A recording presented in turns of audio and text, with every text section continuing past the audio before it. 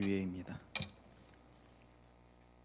갈보리 산 위에 십자가 섰으니 주가 고난을 당한 표라. 험한 십자가를 내가 사랑함은 주가 보혈을 흘림이라.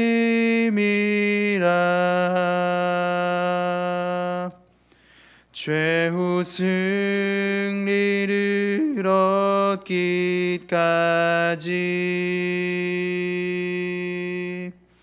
주의 십자가 사랑하리.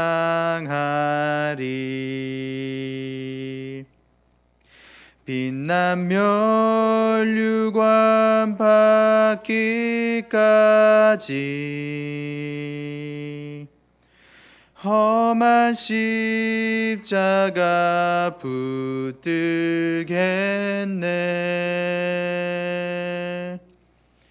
멸시천대 받은 주의 십자가에 나의 마음이 끌리도다. 귀한 어린 양이 세상 죄를 지고 험한 십자가 지셨도다.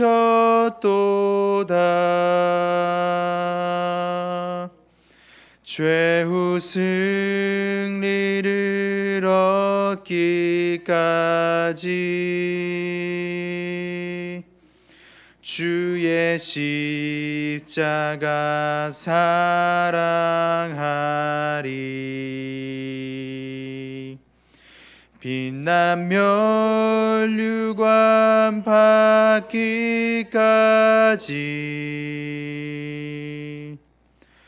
험한 십자가 붙들겠네. 험한 십자가에 주가 흘린 피를 믿는 마음으로 바라보니 나를 용서하고 내 죄 사하시려 주가 흘리신 보혈이라.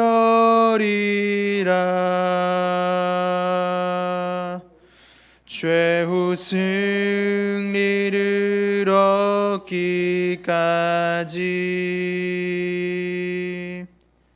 주의 십자가 사랑하리. 빛난 면류관 받기까지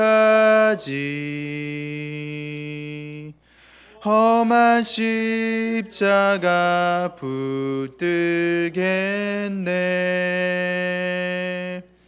주님 예비하신 나의 본향 집에 나를 부르실 그날에는 영광 중에 계신 우리 주와 함께 내가 죽도록 충성하리.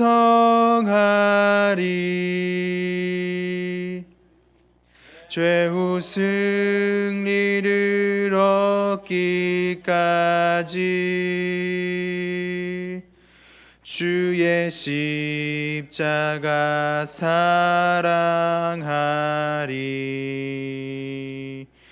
빛난 면류관 받기까지 험한 십자가 붙들겠네.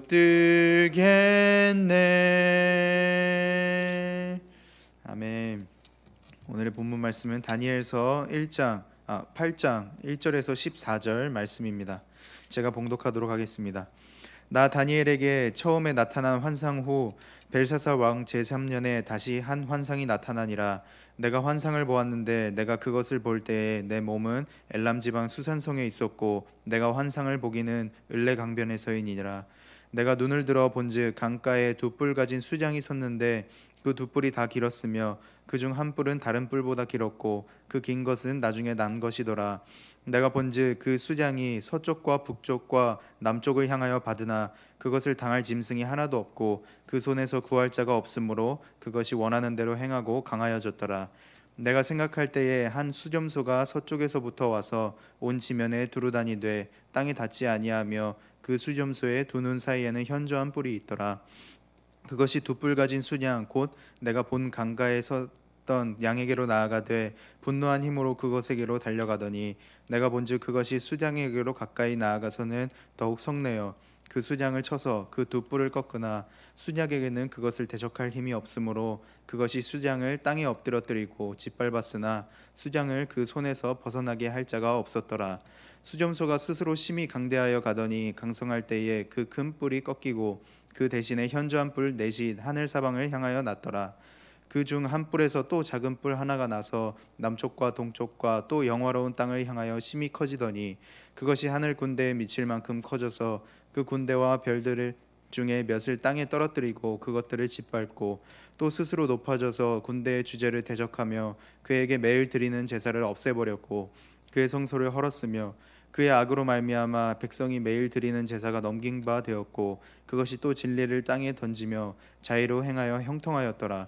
내가 들은즉 한 거룩한 이가 말하더니 다른 거룩한 이가 그 말하는 이에게 묻되 환상에 나타난 바 매일 드리는 제사와 망하게 하는 죄악에 대한 일과 성소와 백성이 내준 바 되며 짓밟힐 일이 어느 때까지 이룰꼬 하매 그가 내게 이르되 2300 주야이니 그때에 성소가 정결하게 되리라 하였느니라. 아멘. 네, 오늘의 말씀은 악의 세력을 허용하시고 고난의 한계를 정하시다라는 제목으로 말씀을 선포하도록 하겠습니다. 네, 이 본문 말씀도 이 다니엘이 보았던 환상을 기록한 내용입니다. 다니엘은 벨사살 왕 제3년 그의 나이 70세쯤 되었을 때에 이 환상을 보았습니다. 그가 보았던 환상에서는 총 두 마리의 짐승이 등장하는 것을 볼 수가 있죠. 한 마리는 수냥인데 뿔이 두 개가 달려 있었고 한쪽 뿔이 다른 한쪽보다 늦게 자랐지만 훨씬 길었습니다. 그렇게 두 뿔을 가진 수냥은 서쪽과 북쪽과 남쪽을 향하여 들이받았는데 그것이 너무 강력하여 막을 짐승이 하나도 없었고 그 손에서 구할 자가 없었습니다. 그래서 그 수냥은 자신이 하고 싶은 대로 행하고 더욱 강해졌습니다. 그리고 또 한 마리의 짐승이 등장을 하죠. 그것은 숫염소입니다. 이 숫염소는 서쪽에서부터 와서 온 지면에 두루 다녔는데 발에 땅이 닿지 아니하였습니다. 그리고 그 모습은 어디 소설에서 나올 법한 그런 유니콘의 모습처럼 두 눈 사이에 현저한 뿔이 하나 달려 있었죠. 이렇게 생긴 숫염소가 분노한 힘으로 숫양에게 달려가서 들이받음으로써 두 마리의 짐승의 싸움이 시작됩니다. 그 싸움은 싸움이라고 하기에도 민망할 정도로 숫염소의 힘이 어마어마했죠. 숫양은 자신에게 달려온 숫염소에게 저항하려고 했으나 이 숫염소가 너무나도 강력했기 때문에 저항할 힘조차 내지 못했습니다. 숫양은 숫염소에게 짓밟혔고 그 손에서 벗어나지를 못했죠. 이렇게 숫양을 제압한 이 숫염소는 힘이 점점 더 강해집니다. 그리고 그 힘이 강대해질 때 원래 있었던 그 큰 뿔이 꺾이고 그 대신에 새로운 뿔 4개가 하늘 사방을 향하여 그렇게 났습니다. 그런데 그 중에서 한 뿔에서 또 다른 작은 뿔 하나가 나왔고 그 뿔이 남쪽과 동쪽과 또 영화로운 땅을 향하여 심히 커졌다고 그렇게 기록이 되어 있습니다. 이 얼마나 커졌냐면 하늘 군대에 미칠 만큼 커져서 하늘의 군대와 별들을 떨어뜨렸다고 합니다. 그런데 그 떨어뜨린 것만으로는 만족하지 못했는지 이 떨어진 별들을 짓밟기까지 했다고 그렇게 기록이 되어 있습니다. 교만함이 하늘을 찔렀던 것이죠. 자신의 힘 앞에서는 그 누구도 당해낼 자가 없으니 스스로 자신이 높은 자로 여겨졌다는 것입니다. 그래서 그 뿔은 이 군대의 주책을 대적하였으며 그에게 매일 드리는 제사 또한 없애버렸다고 합니다. 그것뿐만이 아니라 이 군대의 주제에게 제사를 드릴 수 있는 장소인 성소마저 헐어버렸다고 그렇게 기록되어 있습니다. 굉장히 잔악무도한 그런 모습을 그려내고 있죠. 이 뿔에 닿는 모든 것은 전부 없어지고 파괴가 되었던 것으로 묘사되고 있습니다. 이러한 일을 말해주었던 이 거룩한 이에게 또 다른 거룩한 이가 와서 물어봅니다. 그렇다면 이 환상에 나타난 것처럼 매일 드리는 제사와 망하게 하는 죄악에 대한 일과 성소와 백성이 내준 바 되며 짓밟힐 일이 어느 때까지 이르겠습니까? 라고 말이죠. 거룩한 이는 이에 대한 이 질문에 이렇게 또 대답을 해줍니다. 그날은 2300주야까지니 그때의 성소가 정결하게 되리라. 네, 이 대답을 끝으로 다니엘이 이때 보았던 환상은 이제 끝이 나게 되죠. 우리는 이 환상에 대한 해석을 우리가 알기 전까지는 정확하게 이 환상이 의미하는 바가 무엇인지 우리는 알지 못합니다. 내일 다루게 될 말씀에서 보게 될 내용인데 다니엘도 이 환상을 보고 뜻을 알고자 했다고 그렇게 기록되어 있습니다. 뜻을 알고자 했다는 것은 곧 그 뜻을 알기 위해 애를 썼다는 것을 의미합니다. 다니엘은 이 환상의 내용이 분명하게 무언가를 가리키는 예언의 말씀이라는 것을 감지했기에 그 뜻을 알고자 애를 썼다는 것이죠. 다니엘조차 알기 힘들었던 그런 환상이었던 것입니다. 그렇다면 우리라고 해서야 이러한 환상의 뜻을 해석이 없이 그 의미를 깨달을 수가 있겠습니까? 없겠죠. 해석이 없이 이 환상의 의미를 파악하려고 한다면 잘못된 해석을 도출하게 될 가능성이 매우 높습니다. 그러나 그럼에도 불구하고 이 환상의 내용을 통하여 우리가 해석이 없이도 정확하게 알 수 있는 사실이 한 가지가 있습니다. 그것이 무엇이냐면 오늘의 마지막 구절이죠. 14절입니다.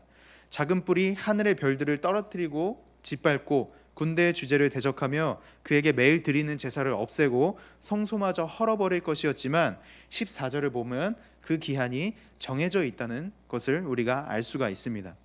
그 정해진 기한이 다 되었을 때 비로소 우리는 성소가 정결하게 된다는 사실을 해석이 없이도 어느 정도는 분명하게 알 수가 있습니다. 이 사실을 기억하시고 해석을 들어주셨으면 좋겠습니다. 해석입니다. 먼저 가장 처음에 등장하는 숫양은 다니엘서 7장 환상에서 보셨던 두 번째 짐승입니다. 이 두 번째 짐승은 이 당시 이 다니엘이 환상을 보았던 이 당시에 이스라엘을 지배하고 있었던 바벨론이라는 제국을 무너뜨렸던 그런 나라였죠. 그 나라가 어떤 나라였습니까? 메대와 바사 제국이었습니다. 오늘날로 바꾸어 말하자면은 페르시아라는 나라죠. 그 당시 최고의 강대국이었던 이 바벨론을 쉽게 무너뜨릴 정도의 나라라면 그 어떤 나라도 필적같이 못할 정도로 강한 나라였다는 것입니다. 그래서 환상에서 묘사되기를 서쪽과 북쪽과 남쪽을 향하여 받았으나 그것을 당할 짐승이 없었고 그 손에서 구할 자가 없었다고 그렇게 표현이 되고 있습니다. 그 어떤 나라도 이 메대와 바사를 어찌하지 못했다는 것이죠. 그런데 이 숫 양을 무너뜨린 다른 한 마리의 짐승이 또 등장합니다. 이 짐승은 숫 염소였고 7장에서 세 번째 짐승으로 묘사되었던 이 헬라 제국을 말하는 것이었습니다. 그리고 그 숫 염소의 두 눈 사이에 현저한 뿔이 하나 이렇게 나와 있었다고 했는데 그 뿔은 헬라 제국을 이끌었던 한 명의 왕을 얘기하고 있습니다. 그 왕은 아마도 우리가 영화나 책에서 한 번쯤은 이제 들어보셨을 법한 인물일 텐데 알렉산더라는 대왕이었습니다. 이 알렉산더는 20세에 왕으로 즉위하여서 즉위한 지 12년 만에 페르시아를 공격하기 시작했습니다. 즉위한 지 1년 반 만에 페르시아를 공격하기 시작했습니다. 그는 이 환상에서 묘사된 것처럼 수렴소의 발이 땅에 닿지 않았듯이 매우 신속하게 이 정복 활동을 이루어 갔습니다. 페르시아도 공격한 지 단 3년 만에 정복을 완수했었죠. 장군으로서 그리고 왕으로서도 아주 훌륭한 사람이었습니다. 그가 헬라 제국을 다스렸던 12년간의 통치 기간 동안 터키에서 인도에 이르는 이 공전의 넓은 지역을 지배했다고 합니다. 그러나 그가 죽고 난 후 이 헬라 제국은 그의 두 아들이 제국을 떠맡게 되었지만 결국 심각한 이 내부적 갈등 때문에 알렉산더 대왕의 장군으로 있었던 네 명의 장군이 왕국을 네 지역으로 나뉘어 가지게 됩니다. 이 네 개의 지역으로 쪼개졌다는 것이죠. 수점수의 이마에 나 있었던 이 하나의 큰 뿔, 곧 알렉산더가 꺾이고 그 대신에 현저한 뿔 넷이 하늘 사방을 향하여 나게 된 것입니다. 그렇게 나뉘어진 이 헬라 제국의 지역은 각각 소아시아 동부와 남부, 그리고 마게도니아와 이집트로 이렇게 네 지역으로 나뉘게 됩니다.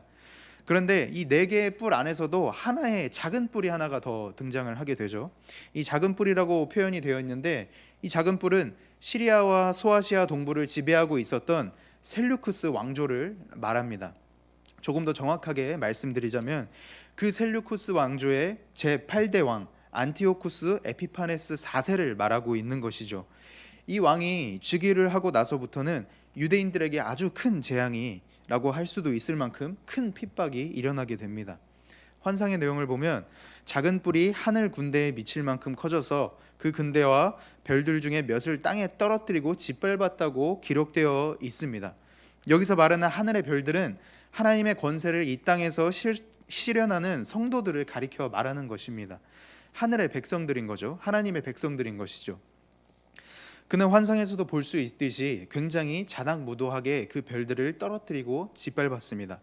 어떻게 짓밟았냐면 그는 주전 175년에 즉위를 하게 되었는데 170년쯤 되어서 유대 대제사장을 죽였습니다. 그것을 시작으로 주전 169년에는 전쟁에서 실패하고 다시 귀국을 하고 있는 길에 예루살렘 성전에 들어가서 그것을 약탈했죠. 그때 죽은 유대인들이 남녀 유아를 다 포함해서 8,000명 정도가 된다고 해요. 그것뿐만이 아니었습니다.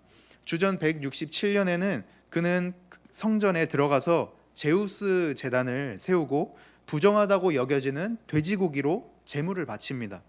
그 후 약 3년의 기간 동안 자신의 통치에 반대한다는 이유로 수천 명의 유대인들을 학살했죠. 안티오쿠스 에피파네스 4세가 이 셀류쿠스 왕으로 있었던 기간 동안은 이 유대인들에게 있어서는 매우 힘들었던 시기였습니다. 그러나 그러한 힘든 시기와 고난의 시기도 결국에는 어떻게 된다고 기록이 되어 있습니까? 2300주야가 지나고 결국 끝이 납니다. 2300주야면 약 6년 4개월의 기간인데 이 안티오쿠스 에피파네스 4세가 유대인을 핍박하기 시작한 주전 170년부터 그가 죽고 이 유대인의 왕조, 새로운 왕조, 이 유대인의 왕조인 하스모니아가 일어나 이 성전을 다시 봉헌하는 주전 164년 12월까지의 기간을 말하는 것입니다. 하나님의 백성 그리고 유대인들의 핍박은 유대인의 왕족 하스모니아 왕족이 일어나 성전을 재봉헌함으로써 끝나게 되는 것이죠. 정말 놀라운 것은 이 모든 일이 기록되었던 시기는 이러한 역사가 발생되기 이전에 다니엘을 통하여 기록이 되었다는 것입니다. 역사가 일어나기 전에 미리 기록되었고 하나님에 의해 미리 예견되었다는 것은 곧 하나님께서는 이 모든 상황이 자신의 백성들에게 일어날 것을 이미 알고 계셨다는 사실을 의미하는 것이죠. 이미 모든 것을 알고 계셨다는 것은 곧 하나님의 백성이 당하고 있는 고통과 고난을 충분히 이해하고 계신다는 것을 가르쳐 줍니다. 이해하는 것뿐만이 아니라 하나님께서 이 모든 일을 계획하셨고 그 계획 속에 함께 하신다는 것을 의미하죠. 그렇다면 여기서 우리가 의문이 하나 드는 게 하나님께서 모든 일을 계획하셨다? 그렇다면 자신의 백성을 핍박하는 이 악의 세력까지 허용하셨다는 것입니까? 라는 이런 의문점이 들게 됩니다. 이에 대한 답으로는 아마도 맞다고 대답해야 될 것 같습니다. 왜냐하면 하나님께서 이스라엘 민족을 바벨론의 포로로 잡혀가도록 하신 이유는 그의 백성이 다시금 하나님께 회개하고 진정한 하나님의 백성으로 변화되길 원하셨기 때문에 바벨론의 포로로 잡혀가게 하셨던 것이죠. 그래서 그 일을 하나님께서는 미리 계획하셨던 것이고 선지자들의 입을 통하여 백성들에게 알려주셨던 것이죠. 하지만 하나님께서 그러한 일들을 계획하실 때는 언제나 끝이 정해져 있습니다. 바벨론의 포로 생활도 70년 후에는 그들이 해방될 것을 미리 알려주셨죠. 비록 이스라엘 백성들의 눈에는 이 성전이 파괴되는 것과 하나님의 백성들이 고난당하는 것밖에 목격되지는 않았어도 그러한 것들을 보면서 어찌 보면 하나님께서 이런 악한 세력에게 패배한 것이 아닐까라는 생각이 들었어도 하나님께서는 그들을 떠나지 않으시고 그들과 함께 하셨다는 것을 의미하는 것입니다. 이 말씀을 이미 선지자들을 통해 전해 들었던 다니엘은 느부갓네살의 왕 강요에도 불구하고 하나님의 백성이라는 정체성을 포기하지 않을 수가 있었던 것입니다. 하나님께서 미리 그러한 일들을 예견하시고 말씀해 주셨기 때문에 이 다니엘의 세 친구들 또한 이 풀물불을 앞에 두고도 근신상에게 절하지 않고 하나님에 대한 신앙을 끝까지 포기하지 않을 수가 있었다는 것이죠. 그러한 예언들이 있었기 때문에 이처럼 이 다니엘의 글을 통하여 앞으로 자신들이 겪게 될 모든 일들을 미리 알고 있었던 백성들이라면 안티오쿠스 4세의 핍박 속에서도 믿음을 굳게 지켜나갈 수 있었을 것이라는 말입니다. 이 말씀은 그 당시 안티오쿠스 4세의 압제하에 있었던 유대인들에게 있어서 고난 속에서도 하나님을 의지할 수 있는 믿음을 갖게 해주었을 것입니다. 그들에게 벌어지고 있는 모든 일은 이미 예전부터 예견된 일이며 하나님께서 그 기한을 정해주셨다는 것을 알고 있었기 때문입니다. 사랑하는 녹음교회 성도 여러분, 이 말씀은 오늘을 살아가는 우리에게도 동일하게 적용되는 말씀입니다. 하늘의 별은 성경에서 하나님의 백성들을 가리킬 때 자주 사용되는 표현입니다. 하나님의 백성이란 이 하나님의 성도들을 말하며 하나님의 성도들이란 곧 이곳에서 하나님을 예배하는 저와 여러분들의 한 사람 한 사람들을 말하고 있는 것이죠. 우리의 삶 속에 고난이 있습니까? 가끔은 하나님께서 살아계시지 않는다고 우리가 여겨질 때가 있습니까? 성경을 보면 예수 그리스도를 믿는 자들에게는 세상에서 오는 고난을 피할 수 없을 것이라고 그렇게 얘기를 하고 있습니다. 그러나 그럼에도 불구하고 예수님께서 이 마태복음 24장에서 우리가 볼 수 있는 것처럼 그러나 끝까지 견디는 자는 구원을 얻으리라 라고 이렇게 말씀해 주십니다. 성도의 고난은 미리 예견되어 있지만 동시에 예수 그리스도를 통하여 승리할 것 또한 예견되어 있습니다. 하나님께서는 그리스도인들의 고난의 한계를 정해 주셨습니다. 그 고난 끝에는 예수 그리스도의 재림을 통하여 그분의 영광에 참여하게 될 것이고 그 잔치에 우리가 참여하게 될 것입니다. 꼭 그때까지 이 하나님의 말씀을 의지하여 우리가 믿음을 지키며 표대를 향하여 힘차게 달려나가시는 저와 여러분들이 되기를 간절히 기도합니다. 하나님께서는 이미 모든 것을 예언하셨습니다. 이 당시의 유대인들의 상황처럼 유대인들이 핍박받을 것이 이미 예견되었지만 그 끝이 정해져 있었다는 말이죠.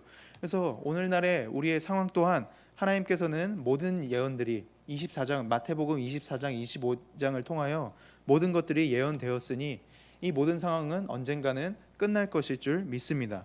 그 끝나는 기간은 바로 예수 그리스도께서 재림하셨을 때 그 모든 것들이 성도의 고난들이 끝나게 된다는 것이죠. 우리가 그 사실을 항상 붙잡고 항상 우리가 표대를 향하여 달려나가시는 저와 여러분들이 되기를 주님의 이름으로 축복합니다. 아멘. 자, 기도하겠습니다. 사랑이 많으신 하나님 아버지 감사드립니다. 이 시간 우리가 아버지의 말씀을 다시 한 번 더 듣고 우리가 배웠습니다. 하나님 아버지께서 정해두신 그 기한은 언젠가는 끝날 줄을 믿습니다. 우리는 그 기한이 언제인 줄 모르지만 하나님께서는 분명히 이 모든 세상은 아버지의 뜻대로 흘러가고 있다는 사실을 날마다 매일매일 이 예배를 통하여 이 말씀을 통하여 우리에게 말씀해 주시고 계시지 않습니까? 우리가 이 말씀을 굳게 붙잡고 우리가 하루하루를 살아갈 때에 우리가 예수 그리스도께서 우리들을 위하여 십자가에 달려 못 박혀 돌아가시고 다시 부활하셨다는 그 크신 사랑을 우리가 믿고 그것을 붙잡고 우리가 하루하루를 살아갈 수 있도록 우리가 표대를 향하여 달려갈 때 우리가 넘어지고 쓰러질 때도 있겠지만 우리가 언제나 우리와 항상 함께 하시는 그 하나님의 동행하심을 우리가 기억하며 우리를 사랑하시는 아버지의 사랑을 우리가 날마다 기억하며 그렇게 하루하루를 아버지 앞에 감사함으로 살아갈 수 있는 그런 모든 녹원교회 성도들이 될 수 있도록 주여 인도하여 주시옵소서. 아버지 감사드립니다. 예수 그리스도의 이름으로 기도드렸습니다. 아멘. 주기도문 하심으로 예배를 마치도록 하겠습니다. 하늘에 계신 우리 아버지여, 이름이 거룩히 여김을 받으시오며 나라의 마옵시며 뜻이 하늘에서 이루어진 것 같이 땅에서도 이루어지이다. 오늘날 우리에게 일용할 양식을 주시옵고 우리가 우리에게 죄 지은 자를 사하여 준 것 같이 우리 죄를 사하여 주시옵고 우리를 시험에 들게 하지 마시옵고 다만 악에서 구하시옵소서. 대개 나라와 권세와 영광이 아버지께 영원히 있사옵나이다. 아멘.